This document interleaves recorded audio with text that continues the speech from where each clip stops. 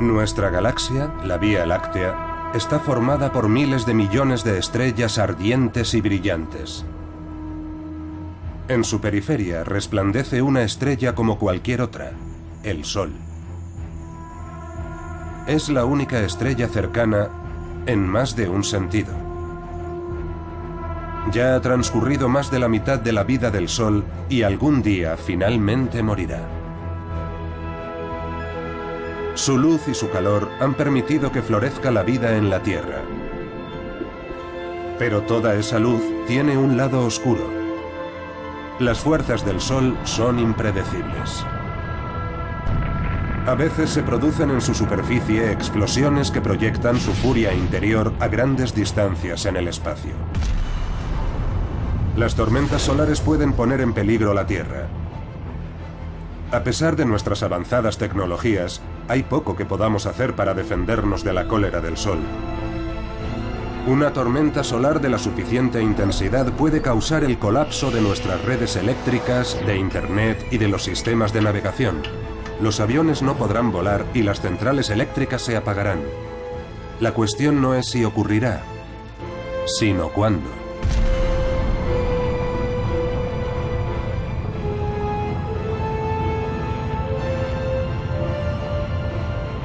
El Sol, el infierno en el cielo.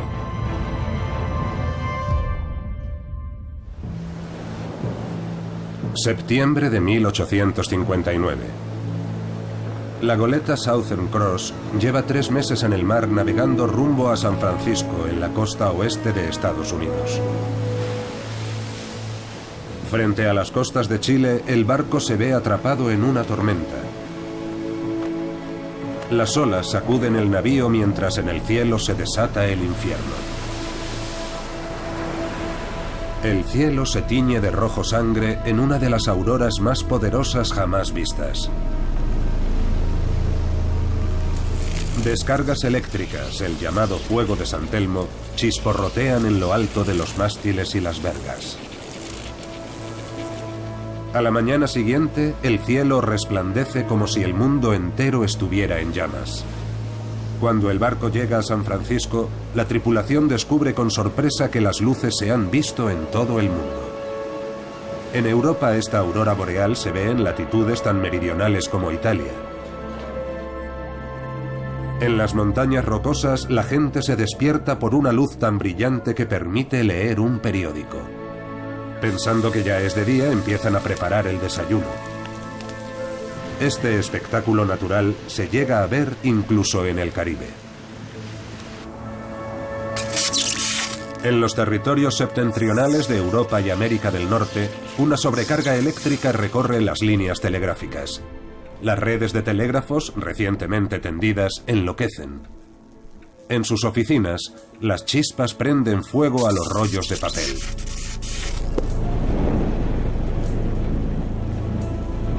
Las máquinas empiezan a funcionar solas. Las brújulas giran incontrolablemente. ¿Qué ha provocado todo esto? En Londres, un joven astrónomo británico resuelve el misterio. Richard Carrington, de 33 años de edad, examina el Sol desde el observatorio de su casa la mañana del 2 de septiembre de 1859, cuando presencia un acontecimiento desconcertante. Carrington está contando el número de manchas solares que aparecen y desaparecen en la superficie del Sol, como hace todos los días.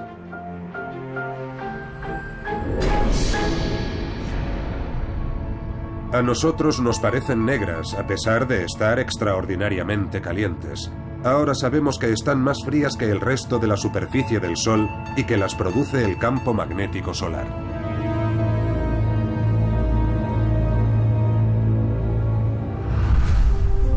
El astrofísico británico Stuart Clark ha investigado los acontecimientos de aquel día histórico. El 2 de septiembre de 1859, Richard Carrington estaba haciendo su recuento habitual de manchas solares, como cada día.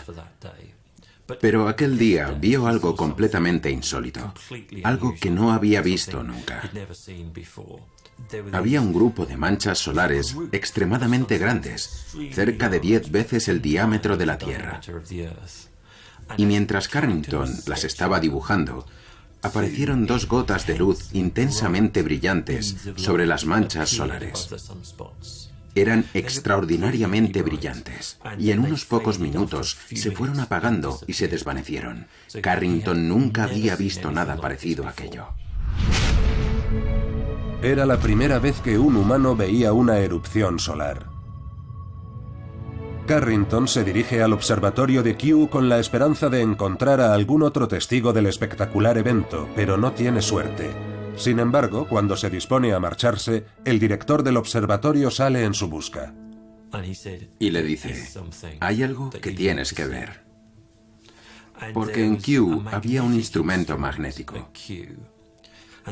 El magnetómetro tenía un espejo, y los rayos de luz se reflejaban en ese espejo e impresionaban una placa fotográfica. Y cuando se revelaron las fotografías del 2 de septiembre, allí, exactamente en el mismo momento en que Carrington había visto la erupción solar, aquellos fogonazos, había un pico. Era como si algo hubiera llegado y hubiera golpeado el campo magnético de la Tierra y lo hubiera hecho resonar como una campana. Además de la luz visible y el calor, una gran cantidad de rayos invisibles viajan desde el Sol a la Tierra. El descubrimiento de las tormentas geomagnéticas solares nos ha ayudado a comprender mejor el mundo. Sin duda, aquello cambió la percepción que teníamos del lugar que ocupamos en el universo. Porque hasta aquel momento se creía que la única fuerza que se comunicaba a través del espacio era la gravedad. Y que la gravedad mantenía a los planetas en sus órbitas y así todo funcionaba muy ordenada y plácidamente. Todo se movía muy despacio. Pero en ese momento nos dimos cuenta de que el Sol genera una energía magnética que puede alcanzar y atacar a nuestro planeta. Hasta la fecha no se ha conocido una tormenta solar de una intensidad comparable a la de 1859. Stuart Clark ha creado un registro detallado de aquellos dramáticos acontecimientos y de los descubrimientos de los reyes del Sol de la época. El descubrimiento de Carrington es considerado la génesis de la astrofísica moderna. Stuart Clark probablemente nunca será testigo de nada parecido.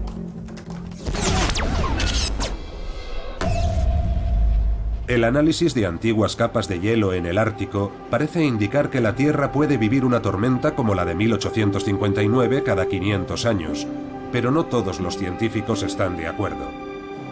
Podría pasar medio milenio antes de que ocurra de nuevo, o tal vez podría suceder en unos pocos días.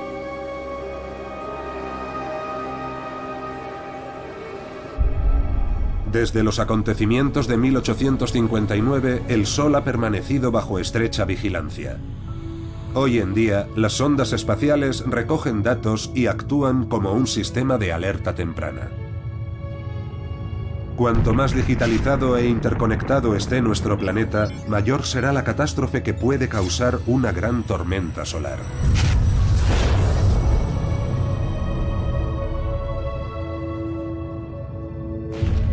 El Observatorio de Dinámica Solar, un satélite estadounidense lanzado en 2010, nos ha proporcionado nuevas y perturbadoras imágenes del Sol. Las cámaras del satélite registran 10 longitudes de onda diferentes. Dependiendo de la longitud de onda y del color que registre, cada cámara captura una imagen ligeramente diferente del Sol.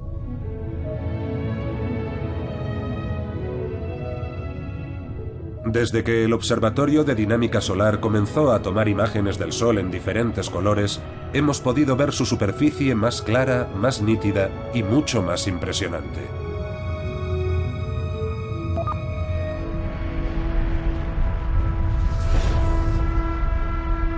El Sol podría contener 1.300.000 planetas del tamaño de la Tierra.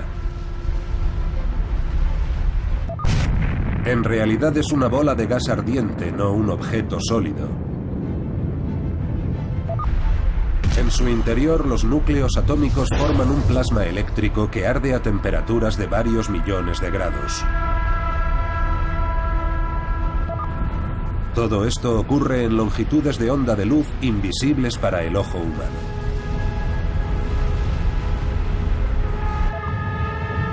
En el infierno de la superficie del Sol aparecen inmensos campos magnéticos que se expanden y contraen con el movimiento del plasma. Esto es lo que produce las manchas y los vientos solares. Las partículas que emite el Sol, el viento solar, se comportan en gran medida como el viento terrestre, en el sentido de que ejercen una presión. Por ello, la primera nave espacial que envió la NASA a Mercurio, una de las misiones Mariner, tenía una especie de aletas que actuaban como pequeñas velas que capturaban el viento solar y contribuían a alinear la nave con el Sol y con el planeta. El viento solar está compuesto por partículas con carga eléctrica que despide el Sol al girar.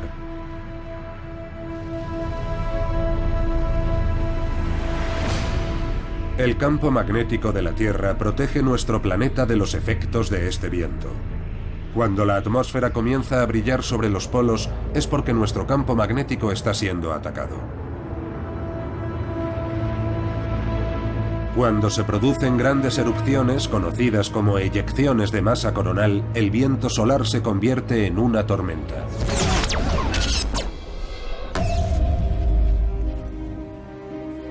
Frederick Klette dirige el Centro Mundial de Datos del Índice de Manchas Solares en el Real Observatorio de Bélgica en Bruselas.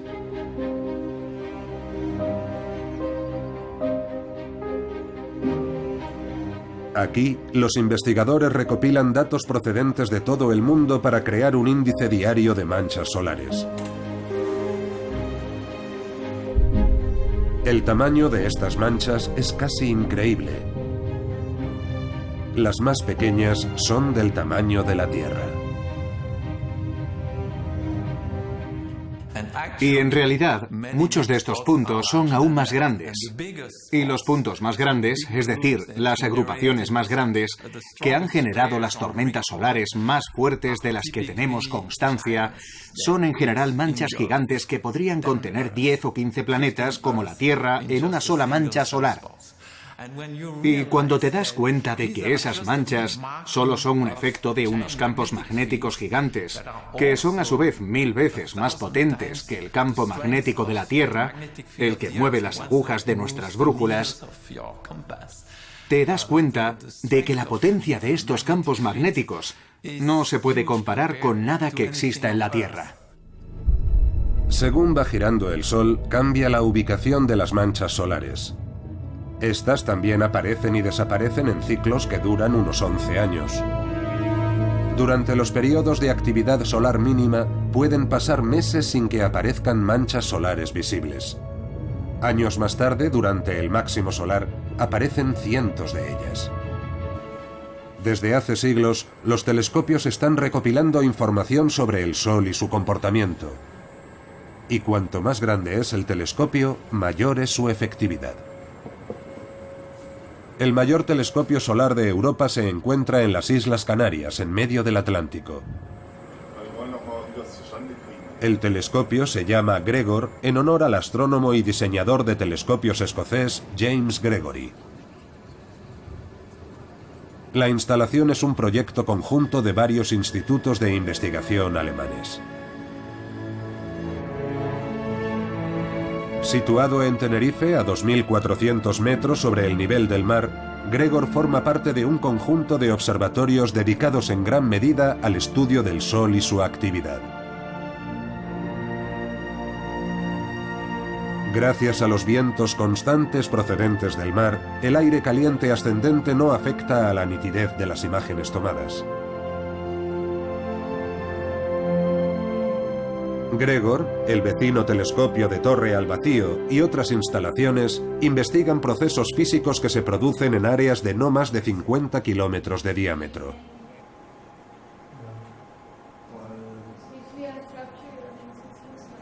Es como observar una caja de cerillas a 150 kilómetros de distancia.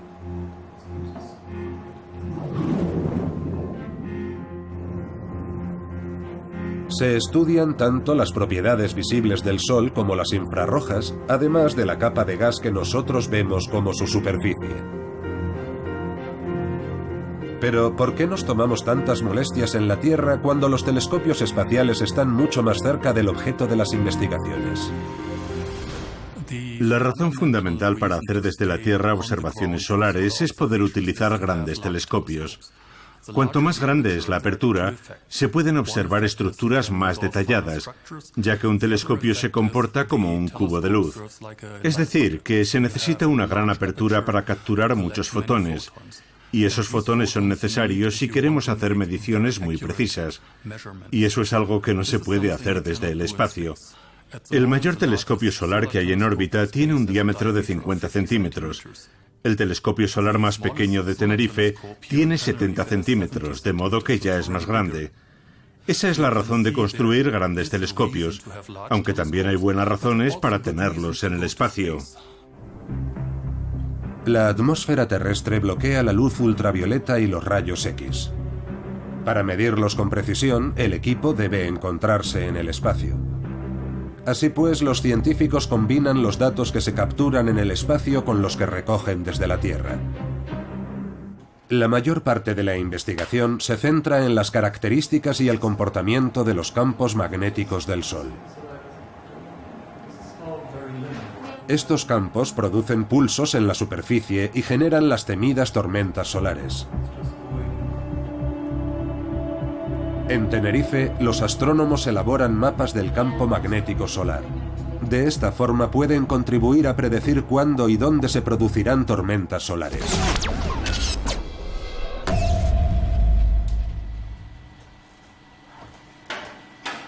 Pero en realidad, ¿de qué está hecho el Sol? ¿Qué hace que brillen las estrellas? Descomponer la luz del Sol en las partes que la componen nos da algunas respuestas. El espectro de color de su luz visible funciona como un código de barras que aporta información sobre su fuente a quien sea capaz de descifrarlo. Igual que el Sol, cada estrella emite una luz característica que se puede descomponer en colores separados. En 1925, una joven que trabajaba en su doctorado en Estados Unidos hizo un descubrimiento increíble que contribuiría a desentrañar los misterios del universo.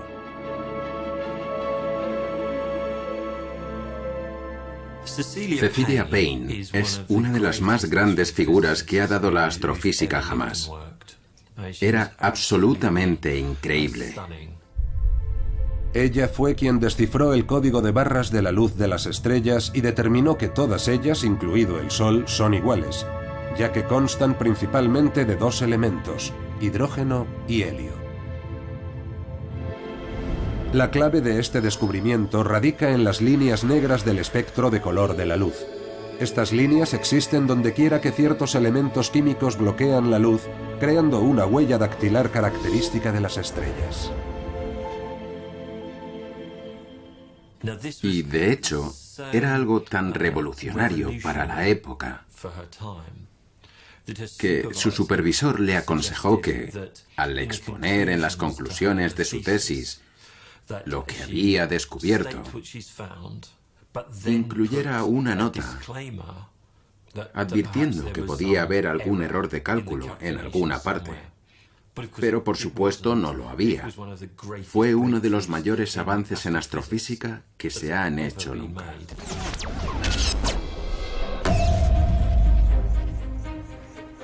Los descubrimientos de Richard Carrington y Cecilia Payne abrieron una puerta a las estrellas. Y sin embargo, no fue hasta la Segunda Guerra Mundial cuando la investigación sobre el Sol dio un gigantesco salto adelante. La Luftwaffe alemana era consciente de que las erupciones solares masivas podían bloquear las comunicaciones por radio y poner en peligro misiones militares. El Reich alemán hizo grandes inversiones para establecer una red de observatorios solares. Muchos de ellos siguen en pie y apenas han cambiado. Son los predecesores del avanzado sistema de observación que ahora se extiende por todo el mundo. El observatorio de Kanzelhoe, en Austria, es un elemento importante de este sistema.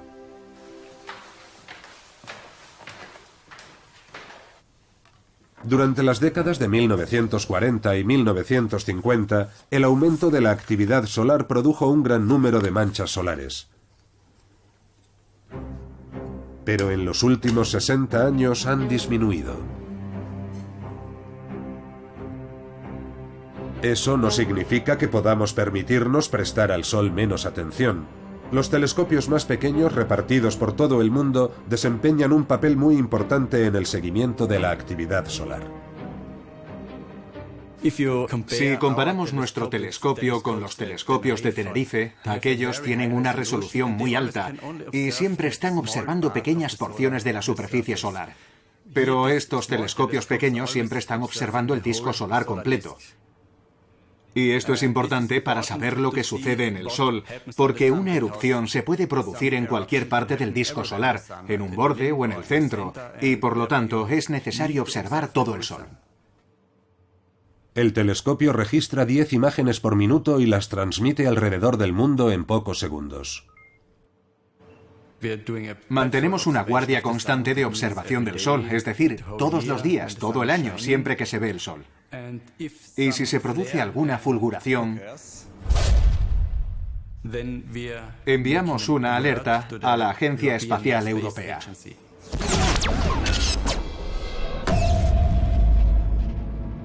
Hace 50 años, las dos primeras sondas solares del mundo emprendieron el largo viaje hacia el Sol. Se llamaban Helios en honor al dios griego del Sol.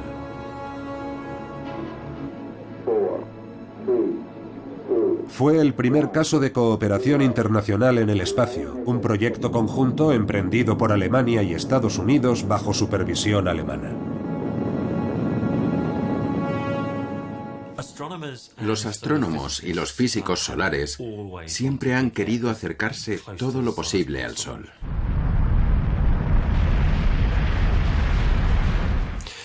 La misión Helios fue especial porque se acercó al Sol todo lo que era posible en aquellos días, pero además se convirtió en el objeto artificial más veloz que había existido.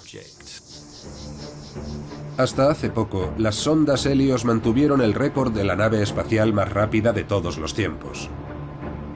Se sirvieron de la gravedad para alcanzar velocidades de más de 250.000 kilómetros por hora, multiplicando por 6 la velocidad de las naves espaciales Apolo que viajaron a la Luna. El mayor reto era conseguir que las sondas pudieran soportar las altas temperaturas. Los ingenieros idearon soluciones muy ingeniosas. La rotación constante de las sondas a alta velocidad y su diseño harían que cada parte de la cubierta exterior solamente estuviera sometida a la luz solar directa durante fracciones de segundo. Además, la mitad de su superficie estaba cubierta por espejos reflectantes. Unas lamas móviles controlaban la radiación térmica. En el interior de las sondas, un revestimiento sintético proporcionaba un aislamiento similar al de una pared de ladrillo de 15 metros de espesor.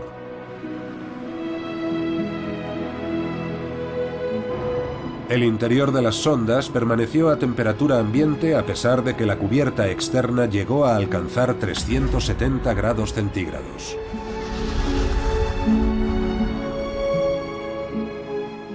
Helios A llegó a estar a 46 millones de kilómetros de la superficie del Sol, aproximadamente a la misma distancia de la estrella que el planeta Mercurio. Helios B se acercó aún más, estableciendo un récord que permaneció imbatido durante muchos años.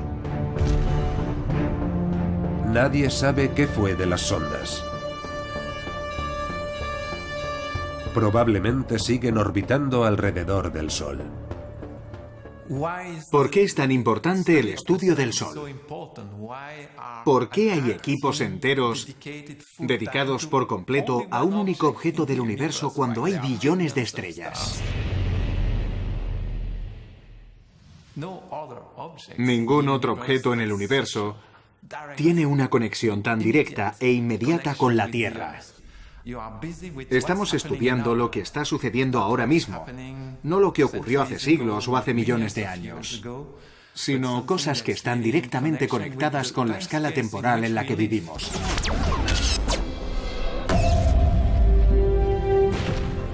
Los logros de las sondas Helios no han podido ser superados hasta hace muy poco. En 2018, Estados Unidos lanzó una nueva misión que se acercará al Sol 7 veces más que Helios. La sonda Solar Parker tendrá que soportar temperaturas de fundición de 1400 grados centígrados.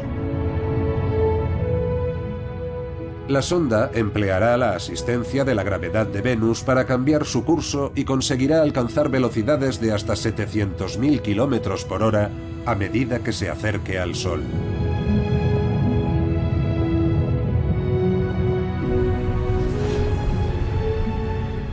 A bordo, los instrumentos medirán el entorno inmediato de la sonda.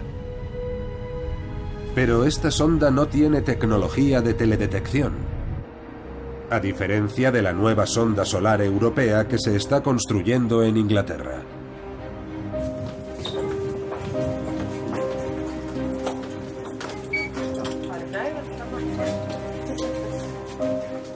Proyectos como el del satélite Solar Orbiter requieren años de planificación y construcción en instalaciones escrupulosamente limpias. Una pequeña mota de polvo en un sensor puede hacer que falle. Continuamente se desprenden partículas diminutas del cuerpo de los técnicos que deben usar ropa protectora para evitar poner en peligro la nave espacial.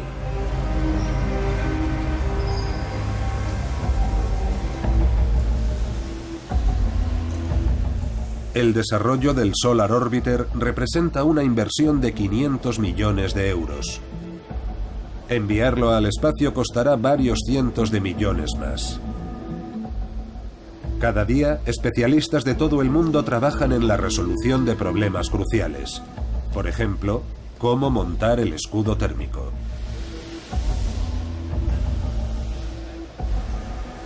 ¿Cómo se pueden ensamblar los componentes entre sí para garantizar que sobrevivan a temperaturas abrasadoras? Para los que trabajan aquí, esto es más que un trabajo, es una vocación. Te encariñas mucho con estas naves espaciales. Cuando se va es para siempre. Ya nadie la vuelve a ver. Y eso es algo único. No hay mucha gente que pueda decir eso. Has trabajado en algo y nadie más en el mundo podrá volver a verlo después de su lanzamiento.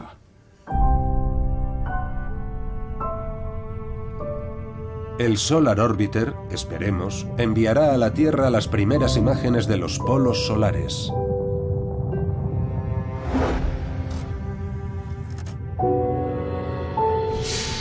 Estas imágenes deberían aportar nuevos datos sobre los flujos del campo magnético solar.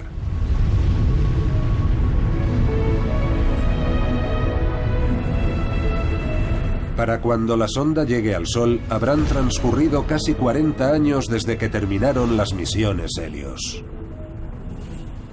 Creo que si pensamos en la historia de los satélites que observan el Sol, vemos que hay una progresión. Cada misión sienta los cimientos para la siguiente, y creo que en los últimos años esto ha funcionado bastante bien. Durante la gran tormenta solar de 1859, Richard Carrington se convirtió en la primera persona que estableció una conexión entre las erupciones solares y las auroras. Desde entonces, se ha convertido en algo comúnmente aceptado que el Sol a veces lanza una descarga repentina de rayos y partículas cargadas de electricidad hacia la Tierra. 50 años después, los científicos descubrieron que también llegaban a nuestro planeta partículas procedentes de estrellas lejanas en el espacio profundo. El físico austriaco Victor Hess recibió el premio Nobel por este sensacional descubrimiento en 1936. Victor Hess era un personaje muy interesante. Era un científico profundamente moderno por el protagonismo que daba a los datos y a la precisión. Pero a la vez todavía conservaba aquel espíritu aventurero del siglo XIX.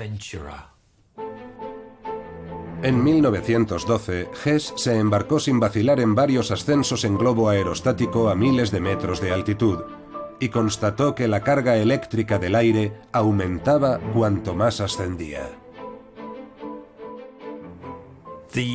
La idea era que aquella carga venía del Sol, de modo que esperó a que se produjera un eclipse solar casi total para realizar otro ascenso en globo y repetir el experimento. Esta vez, dado que la Luna estaba bloqueando las partículas procedentes del Sol, Hess pensó que registraría una caída en la radiación. Pero no, la radiación de la atmósfera seguía aumentando cuanto más ascendía, a pesar del eclipse. Entonces quedó absolutamente claro que fuera lo que fuese aquella radiación, venía del espacio profundo. Y esa fue la razón de que bautizaran esta radiación como rayos cósmicos. 100 años después, en 2012, un grupo de astrónomos italianos organizó una expedición para repetir los experimentos de Victor Hess.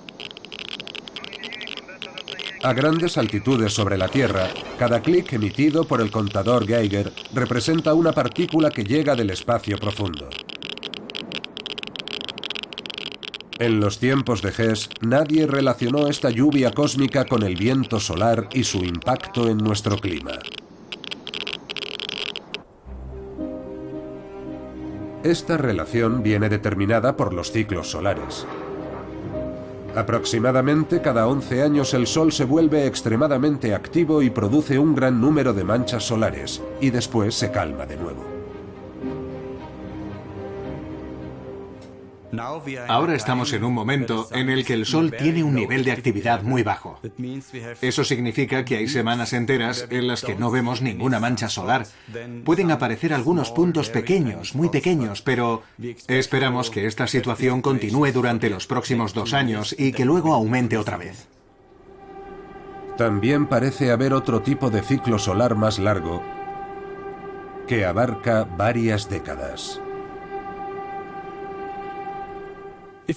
Si observamos los últimos ciclos solares, podemos ver que en los años 40 y 50 había máximos muy altos. Se podía ver un gran número de manchas solares, pero después este número disminuyó. Así que el Sol parece seguir a la vez otro tipo de ciclo de unos 100 años en el que la actividad solar total aumenta y disminuye. Por ello es de esperar que los próximos ciclos solares sean realmente bajos.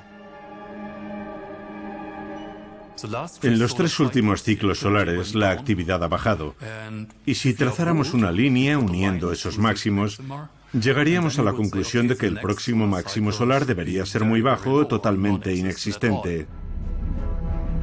Pero ¿qué consecuencias puede tener un mínimo solar muy prolongado?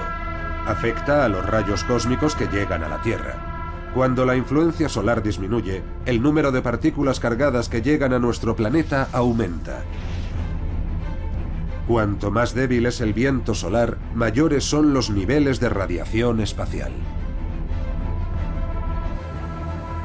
Esto es particularmente problemático para los astronautas. Durante un paseo espacial, un astronauta se ve sometido en un solo día a una dosis de radiación equivalente a la que recibiría en un año en la Tierra. Son unos valores que están al límite de lo que se considera seguro. La protección contra las partículas cargadas es muy difícil. Si estos niveles de radiación problemáticos aumentan, los futuros viajes a Marte tendrían que ser aplazados o abandonados. En la Estación Espacial Internacional, los astronautas utilizan una sencilla solución para protegerse. Las erupciones más intensas de la superficie del Sol pueden incrementar el nivel de radiación dramáticamente en tan solo unas pocas horas. Tan pronto como se les advierte del riesgo, la tripulación de la Estación Espacial Internacional se refugia en el módulo situado en el lado de la estación espacial más alejado del Sol. El incremento de la radiación cósmica también puede influir en nuestro clima, como parecen indicar ciertos acontecimientos del pasado. Esta no es en absoluto la primera vez que la actividad solar puede disminuir drásticamente.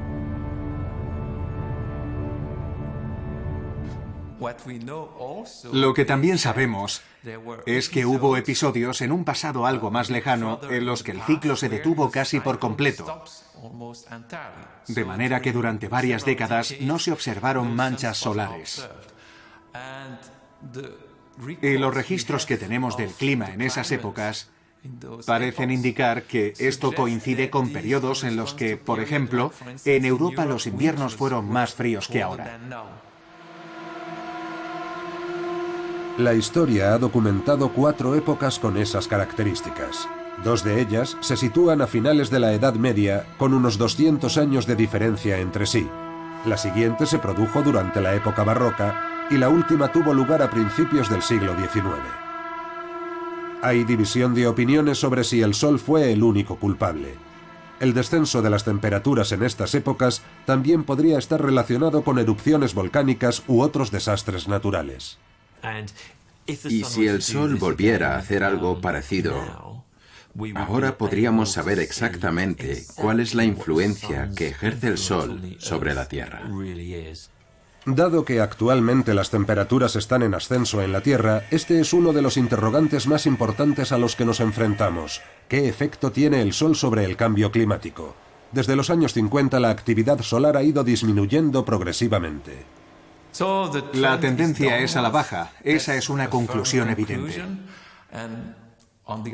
Y por otro lado, tenemos este aumento de la temperatura que ha sido constante casi durante todo el periodo, sin tendencias a la baja, así que claramente no coincide con lo que está haciendo ahora el Sol, lo que indica claramente que la tendencia actual debe tener una causa que no es el Sol. Y por supuesto, últimamente los climatólogos han identificado una causa probable que es la actividad humana.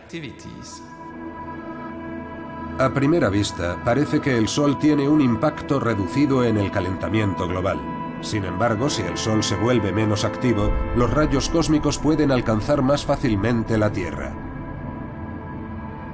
La teoría es que las partículas cósmicas aumentarían la condensación de agua y nubes en la atmósfera, obstruyendo la luz del Sol y haciendo descender las temperaturas.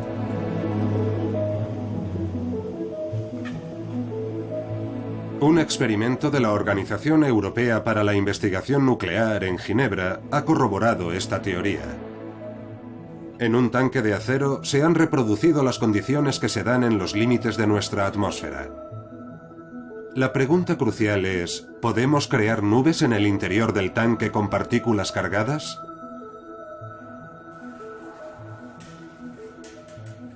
El experimento revela que las partículas cósmicas podrían estar influyendo en los cambios de nuestro clima. Esto significa que un descenso en la actividad del Sol podría ralentizar el cambio climático en un futuro próximo, aunque nadie lo sabe a ciencia cierta. No se puede contemplar todo esto y construir una ecuación que nos permita predecir todo lo que va a pasar en los próximos 50 años. Nuestra mayor esperanza ahora mismo, uno de los objetivos actuales de la física solar, es poder predecir al menos la duración del próximo ciclo solar, es decir, un horizonte de 11 años. Eso ya sería un gran éxito. En la Universidad de Northumbria, en Gran Bretaña, otra científica piensa más a largo plazo. La matemática y astrofísica Valentina Sarkova hace predicciones sobre el comportamiento del Sol en los siglos venideros. Y coincide en que próximamente decrecerá la actividad del Sol durante unos 35 años. Los ciclos del Sol se identifican con números. El ciclo 24 terminará alrededor del año 2020. Ahora estamos en el mínimo entre los ciclos 24 y 25. El ciclo 25 va a comenzar dentro de un par de años y entonces será cuando empiece el nuevo ciclo de gran mínimo. El ciclo más bajo será el ciclo 26 y entonces el campo magnético del Sol caerá un 70% con respecto al ciclo actual. Y en el ciclo 27 empezará a aumentar otra vez y a partir del ciclo 28 el Sol tendrá otra vez su intensidad normal. Volverá al máximo y al mínimo y hará mucho calor.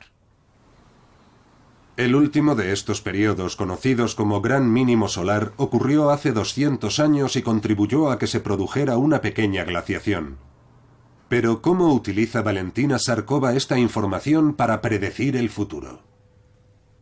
No hay magia. No tiene nada que ver con sacar un conejo de un sombrero. Es un enfoque puramente matemático. Sus pronósticos se basan en la acción de los campos magnéticos del núcleo del Sol. Su movimiento mantiene los flujos de plasma en contrarrotación. Estos flujos pueden fortalecerse o contrarrestarse mutuamente. La actividad de las manchas solares está relacionada con el movimiento del plasma y los periodos de mayor o menor actividad se correlacionan con la aparición de manchas solares y los periodos fríos registrados históricamente. Así que cuando empezamos a buscar algo que pudiese predecir la actividad solar a largo plazo, descubrimos que en realidad las manchas solares son una fuente muy poco fiable. Hagas lo que hagas, no se puede predecir mucho más allá de un ciclo. Y pensé, ¿cuál es el problema? El área de las manchas solares y campos magnéticos es una fracción muy pequeña de la totalidad del campo magnético. Tal vez tenemos que dar un paso más y observar un elemento diferente de la actividad solar. No las manchas solares, que pueden dar grandes errores, sino el actor principal, ese campo magnético del fondo del Sol que es mucho más grande y que tiene una precisión mucho mayor. Así que nos centramos en el campo magnético y no podíamos imaginar lo que nos encontramos. Fue toda una sorpresa. Si Valentina Sarkova tiene razón, es posible que el próximo periodo de debilidad solar pueda frenar el cambio climático causado por los seres humanos durante algunas décadas. Al menos hasta el año 2055 aproximadamente, cuando el ritmo del cambio climático volvería a acelerarse.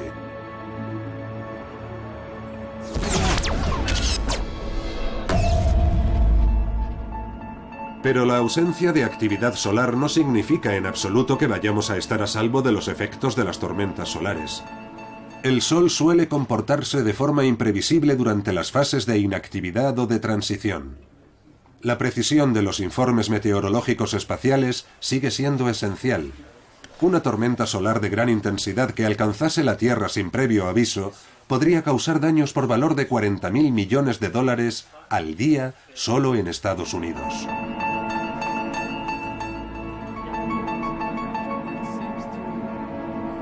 La mayoría de los expertos en el estudio del Sol, tanto aquí en Bruselas como en el resto del mundo, recuerdan los eventos de Halloween de 2003, cuando la Tierra evitó por poco la catástrofe.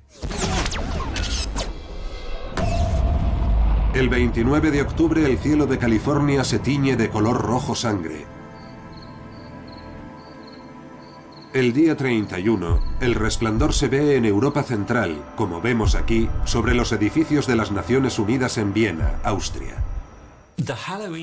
Las tormentas de Halloween de 2003 fueron realmente espectaculares durante un periodo de 2 semanas.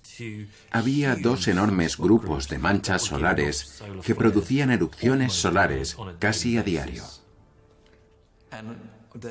Las nubes magnéticas y las nubes de partículas que emitían llegaban una detrás de otra. Y algunas incluso se solapaban y se fundían con las anteriores antes de llegar a la Tierra, amplificando sus efectos. En Malmö, Suecia, se interrumpe el suministro eléctrico. Los científicos, sin embargo, están entusiasmados. Ahí está.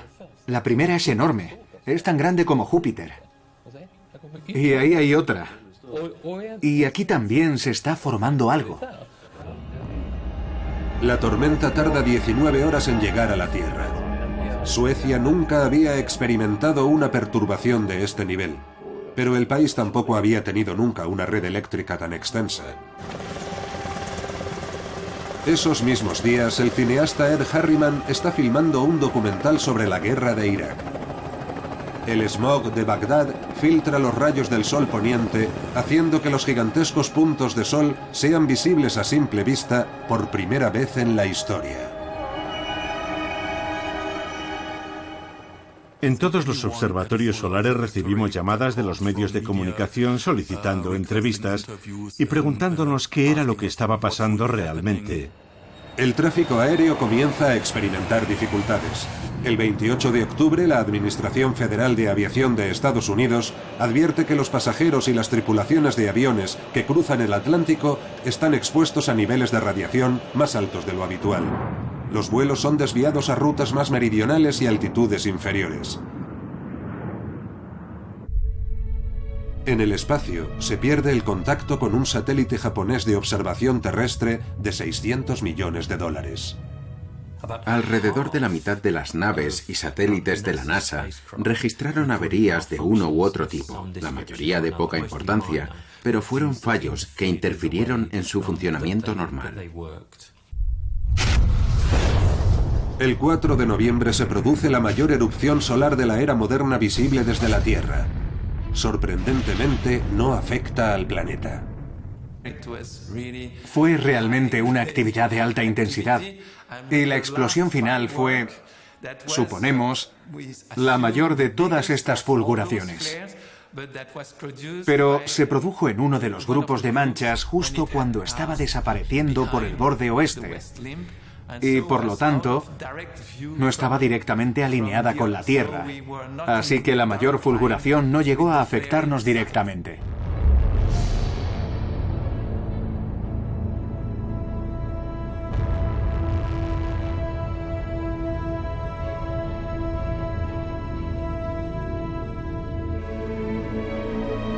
Una posible catástrofe se puede evitar en cuestión de días, lo que muestra claramente la importancia de mantener el Sol bajo observación constante.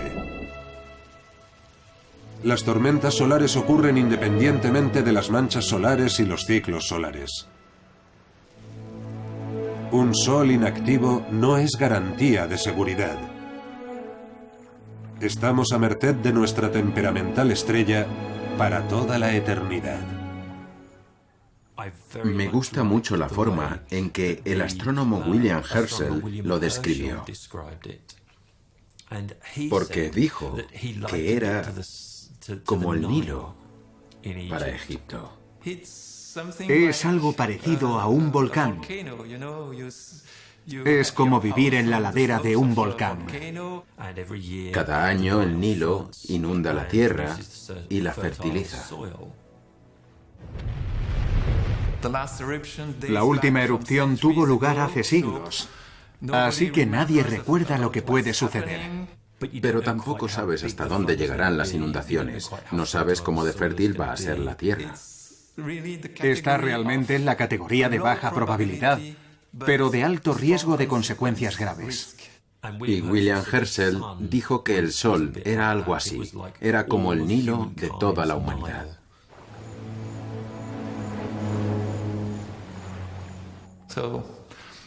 De modo que es como un volcán que entra en erupción cada 500 años, o algo parecido. Y todo lo que podemos hacer es tratar de entenderlo y observarlo e intentar pronosticar cuándo podría suceder para procurar prevenirlo.